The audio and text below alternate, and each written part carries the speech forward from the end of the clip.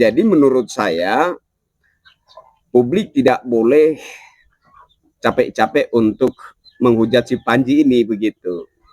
Maklumi saja bahwa si Panji itu bukan orang terdidik.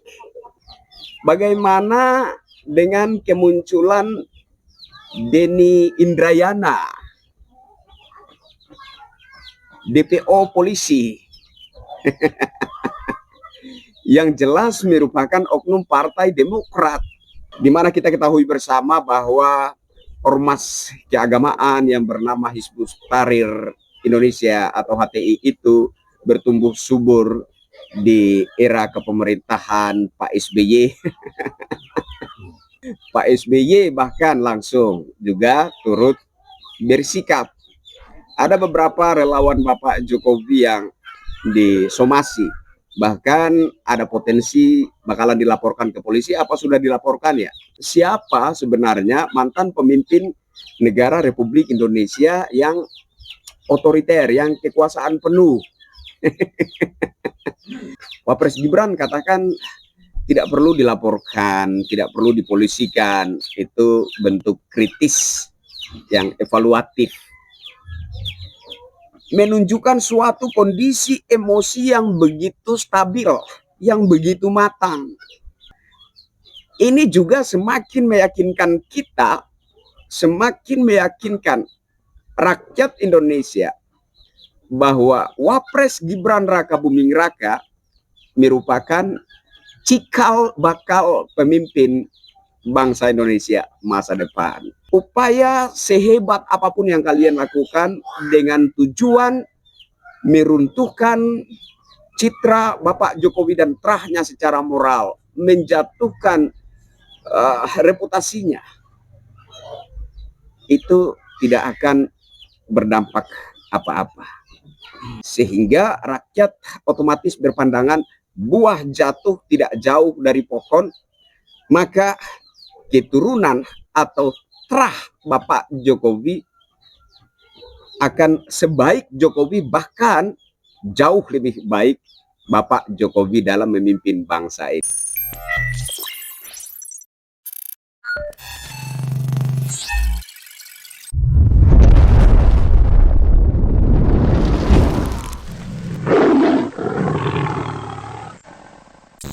Assalamualaikum warahmatullahi wabarakatuh. Salam sejahtera, shalom, salve, om swastiastu, namo buddhaya, salam kebajikan. Jumpa lagi dengan saya Kristianto Oni, salam NKRI. Saudaraku sebangsa setanah air, kali ini terkait kritik Panji ya terhadap Wapres Gibran Rakabuming Raka. Melihat reaksi publik, ramai-ramai menghujat si Panji. Bahkan ada pihak yang melaporkan si Panji ya. Ada demo mahasiswa, kemudian juga dari keluarga NU ya,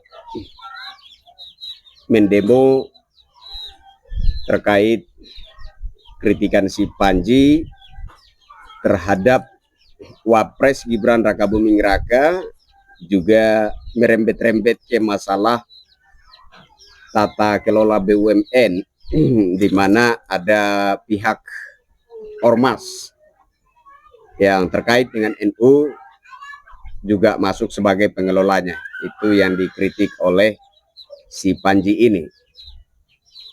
Nah, aneh, si Panji ini kalau menurut saya dia termasuk orang berpendidikan begitu. Lucunya dia bukan mengkritisi kebijakan, bukan mengkritisi kinerja. Dia malah mengkritisi kondisi fisiknya Wapres Gibran Rakabuming Raka. Nah, orang yang mengkritisi fisik, lebih tepatnya itu menghina, bukan mengkritisi, ya kan? Nah, orang yang menghina fisik orang lain itu menunjukkan sebuah gambaran bahwa orang itu sebenarnya bukan orang terdidik begitu. Jadi menurut saya publik tidak boleh capek-capek untuk menghujat si Panji ini begitu. Maklumi saja bahwa si Panji itu bukan orang terdidik. Ada istilah kurang ajar. Ada istilah dari Kalimantan Barat yang lebih tajam dari kurang ajar, yaitu tidak masuk ajar begitu.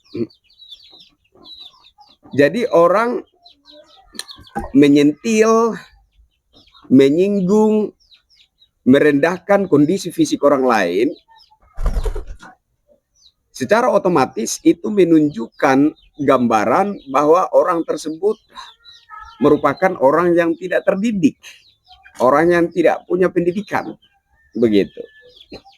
Jadi sikap yang paling tepat menurut saya adalah memaklumi, begitu. Dan saya senang di saat publik sedang beramai-ramai untuk menghujat si Panji, Wapres Gibran malah menyikapinya dengan positif dan santai.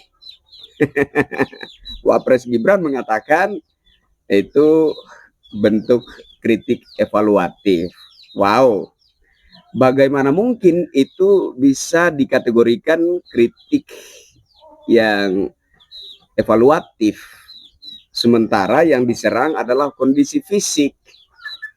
Tapi itulah luar biasanya menurut saya Wapres Gibran ini. Buah jatuh tidak jauh dari pohon, ya kan? Memang seperti itu juga Bapak Jokowi. Cuek, tidak peduli dengan yang biasa dikatakan kritik, padahalnya menghina dan menghujat, ya kan? Dia nggak terlalu ambil pusing dengan itu. Nah, terkait tuduhan ijazah palsu tersebut juga karena dorongan dari pihak relawan, sehingga Bapak Jokowi pada akhirnya mengambil sikap untuk langkah-langkah hukum. Kalau sekiranya tidak ada dorongan dari pihak relawan, bisa jadi juga hari ini Bapak Jokowi masih adem ayem dan mendiamkan isu tuduhan ijazah palsu tersebut. Nah, hal serupa, pembawaan serupa, sifat Insinyur Haji Joko Widodo rupa-rupanya nurun ke anaknya, Wapres Gibran Raka Buming Raka. Jadi beliau menanggapinya itu dengan santai, dengan rileks, dengan positif. Beliau hanya menyatakan bahwa itu merupakan bentuk kritik yang evaluatif. Ini luar biasa, ya. Nah, bagaimana dengan kubu sebelah? Kubu Partai Demokrat, kubu Pak SBY. Padahal kita lihat di sana ada Roy Suryo yang jelas bertalian dengan Partai Demokrat. Meskipun dia sudah keluar dari Partai Demokrat, menurut saya keluarnya Roy Suryo dari Partai Demokrat tersebut hanyalah bagian dari strategi, trik dan intrik. Bagaimana supaya ketika Roy Suryo ini mulai menyerang Bapak Jokowi, menyerang Trah Jokowi, Gibran dan seterusnya, itu kemudian tidak mengaitkan dengan Partai Demokrat. Jadi itu menurut saya hanya bagian dari strategi, trik dan intrik. Kan politik berbicara tentang trik dan intrik, begitu kan? Bagaimana dengan kemunculan Denny Indrayana, DPO polisi, yang jelas merupakan oknum Partai Demokrat? Bagaimana dengan fenomena Ruslan Buton? Partai Demokrat tidak pernah menganulir Ruslan Buton, tidak pernah mengambil sikap tegas terhadap Ruslan Buton, bahwasanya sikap Ruslan Buton itu merugikan Partai Demokrat secara politik. Partai Demokrat tidak pernah memberikan teguran terhadap Denny Indrayana, bahwasanya dengan nimbrungnya Denny Indrayana menjadi pengacara atau keluar-keluar mau menjadi kuasa hukum Roy Suryo CS itu akan merugikan Partai Demokrat secara politik. Nah, kemudian juga ada Pak Beni Kaharman yang dalam suatu sidang di DPR RI menyinggung tentang isu ijazah palsu, ya kan? Apakah Partai Demokrat ada menegurnya bahwasanya pernyataan Pak Beni Kaharman itu merugikan Partai Demokrat secara politik?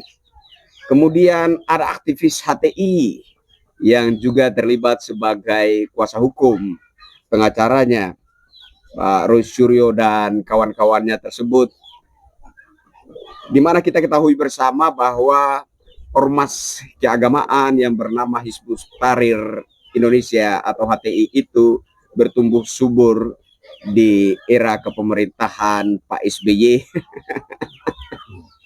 Nah, jadi kita melihat ada korelasi yang begitu akrab dengan segala tudingan terhadap Bapak Jokowi dengan bayang-bayang Partai Demokrat.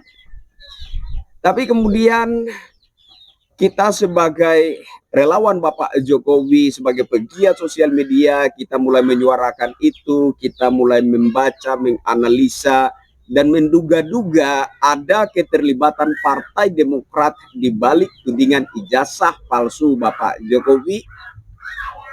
Mereka sudah seperti belut kebakaran, bukan lagi cacing kepanasan. Mereka sudah seperti belut kebakaran, ya kan? Pak SBY bahkan langsung juga turut bersikap.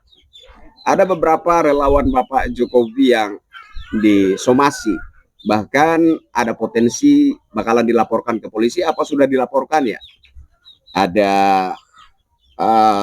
jurnalis Budius Ma'ruf Piliang, akun TikTok istrinya Sudirowi, kemudian ada Pak Ade Armando, dan ada beberapa lagi ya, ada beberapa lagi yang disomasi, bahkan berpotensi bakalan dipolisikan begitu ya. Beda sekali gitu. Jauh berbeda dengan cara Bapak Jokowi dan Wapres Gibran Raka Buming Raka menyikapi kritikan, bahkan hinaan dan hujatan, tuduhan-tuduhan keji. Jauh sekali perbedaannya, ya kan?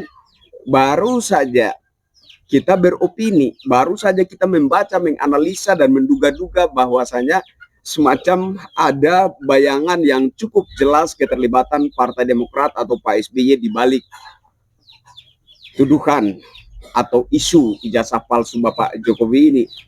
Mereka sudah seperti belut kebakaran. Nah, di sini kita mulai membaca bahwasanya siapa sebenarnya mantan pemimpin negara Republik Indonesia yang otoriter, yang kekuasaan penuh. Kita belum mendesak Bapak SBY menunjukkan ijazahnya. Kita belum mendesak pihak penyidik Polri untuk melakukan uji forensik terhadap ijazah Bapak SBY, ya kan? Kita belum melakukan hal-hal semacam yang dilakukan oleh Roy Suryo CS terhadap Bapak Jokowi dan terahnya, ya kan? Belum. Tapi teman-teman kita sudah disomasi, bahkan berpotensi dipolisikan. Nah, ini luar biasa sekali. Nah, Bapak Jokowi dituduh, difitnah, dihujat selama bertahun-tahun. Baru belakangan setelah beliau purna tugas, itu pun karena dorongan dari beberapa relawan, akhirnya beliau bersikap untuk mengambil langkah hukum. Sudah bertahun-tahun. Nah, beda dengan yang sono. Lucu kan? Lucu. Nah, tapi itulah saudara,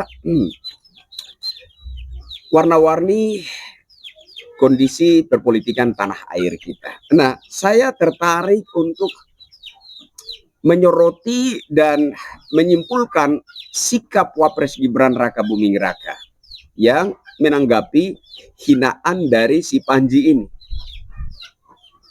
Ini menunjukkan suatu kematangan emosi.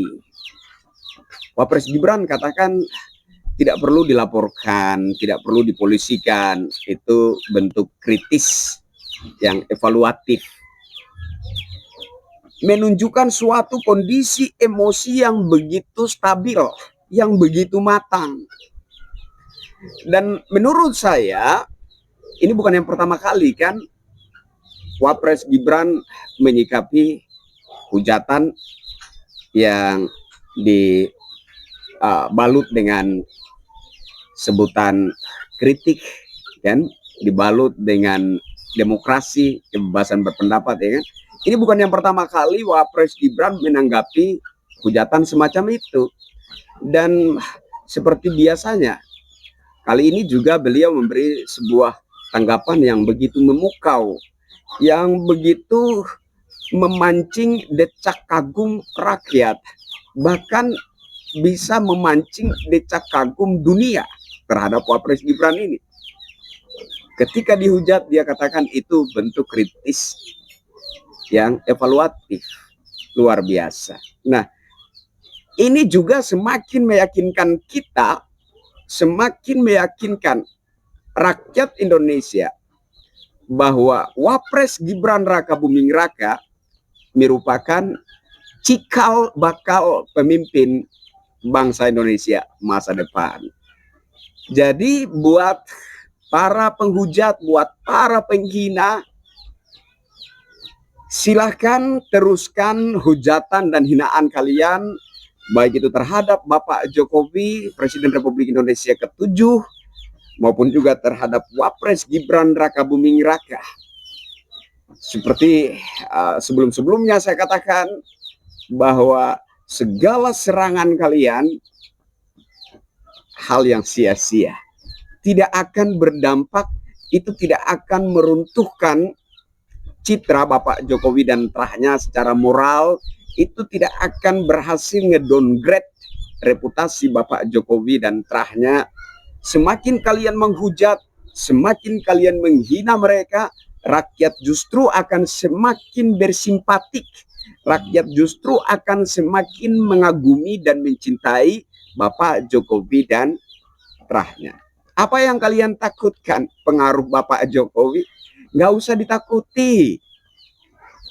Tinggal kalian menunjukkan cara-cara mengayomi rakyat yang bisa lebih baik dari yang dilakukan oleh Bapak Jokowi dan terahnya. Tunjukkanlah saja perhatian yang lebih baik kepada rakyat. Maka rakyat otomatis akan juga bersimpatik, mengagumi dan mencintai kalian. Sebenarnya hanya itu kuncinya. Tapi ya mungkin kalian sudah ditakdirkan untuk menjatuhkan citra diri orang lain, menjatuhkan reputasi orang lain dengan cara menghina dan menghujat, ya silahkan dilanjutkan. Mungkin kalian sudah ditakdirkan seperti itu, tidak apa-apa, lanjutkan saja. Tapi di akhir video ini saya ingin pertegas bahwa upaya sehebat apapun yang kalian lakukan dengan tujuan meruntuhkan citra Bapak Jokowi dan terahnya secara moral, menjatuhkan reputasinya, itu tidak akan berdampak apa-apa.